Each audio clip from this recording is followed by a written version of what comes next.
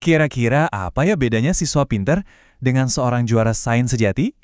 Nah, hari ini kita bakal coba bedah soal-soal dari Olimpiade Sains Nasional buat cari tahu jawabannya. Oke, seberapa jago sih Anda soal sains? Yuk kita coba selami beberapa soal paling menantang dari Olimpiade Sains Nasional tingkat SMP. Kita bakal lihat bareng-bareng pola pikir seperti apa sih yang dibutuhin buat dapat medali emas. Oke, ini bukan soal pilihan ganda biasa ya. Peserta Olimpiade tuh dihadapkan sama masalah yang real. Misalnya nih, gimana caranya ngitung suhu akhir pas balok logam panas dicelupin ke air? Atau gimana caranya imbangin tuas yang bebannya macem-macem? Ini tuh teka-teki yang nuntut lebih dari sekedar hafalan. Mari kita mulai dari dunia yang paling kecil dulu. Oke, bagian pertama, dunia tak kasat mata. Di sini nih, para calon juara harus benar-benar paham aturan main kehidupan di level mikroskopis. Nah, soal Olimpiade itu seringnya mulai dari konsep yang paling dasar. Contohnya, virus. Virus itu kan disebut parasit obligat. Maksudnya apa? Ya gampangnya, mereka nggak bisa hidup sendiri. Mereka itu harus ngebajak sel lain buat berkembang biak. Konsep ini penting banget buat ngertiin soal penyakit dan imunitas.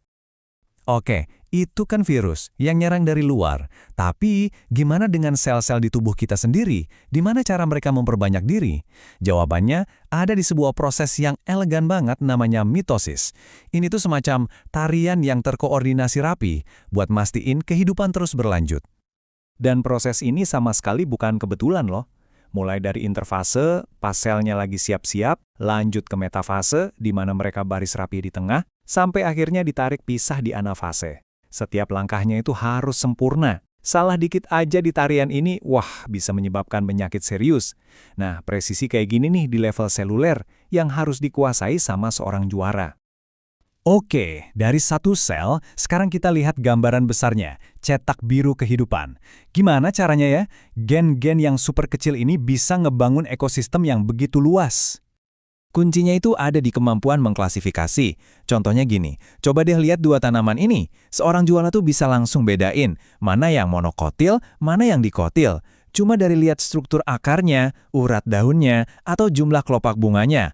Intinya, ini soal kemampuan ngelihat pola di tengah keragaman alam. Nah, pemahaman tadi itu, skalanya bisa dinaikin lagi sampai ke level ekosistem. Kenapa sih hutan hujan tropis itu penting banget? Ya karena mereka itu pusatnya keanekaragaman hayati dunia. Soal Olimpiade, itu bisa aja nanyain soal jaring-jaring makanan yang super rumit di sana. Atau mungkin dampak deforestasi buat keseimbangan global. Dan yang paling keren, biologi itu bisa dipakai buat memprediksi masa depan. Pakai alat kayak kotak punet ini, seorang juara bisa ngitung kemungkinan matematis dari sifat-sifat keturunan. Misalnya apa warna bunganya nanti, atau seberapa tinggi tanamannya.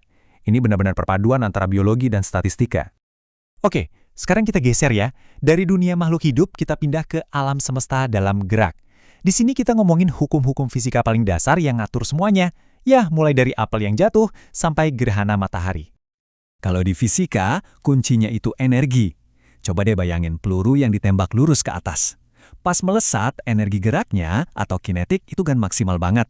Tapi makin tinggi, dia makin lambat. Nah di situ, energi geraknya berubah jadi energi yang tersimpan atau potensial. Pas di titik paling puncak, semua energi kinetiknya udah ketukar. Paham soal tukar-menukar energi ini penting banget. Nah, para juara ini juga dituntut buat bisa ngitung cepat. Angka 1420 meter per detik ini bukan sekedar fakta buat dihafal loh. Ini tuh jawaban dari sebuah soal. Jadi, pesertanya harus bisa ngitung kecepatan suara di dalam air cuma dari data waktu pantul sinyal sonar.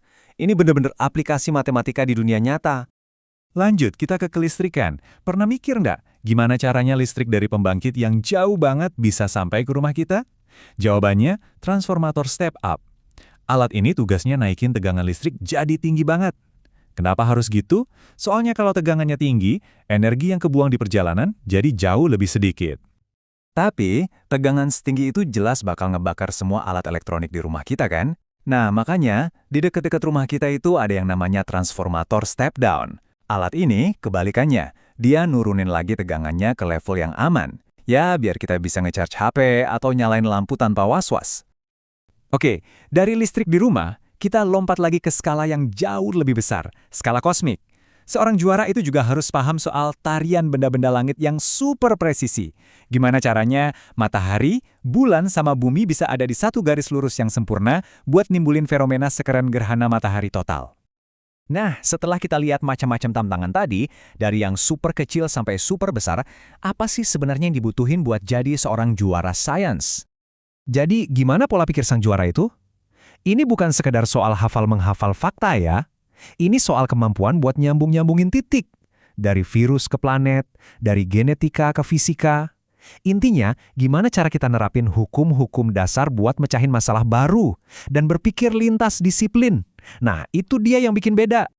Ujung-ujungnya, pola pikir Olimpiade ini bukan cuma buat menangin medali, tapi ini soal melatih generasi penerus buat berani nanyain pertanyaan-pertanyaan besar dan mecahin masalah di masa depan. Jadi sekarang pertanyaannya buat Anda, pertanyaan besar apa berikutnya yang mau Anda coba jawab?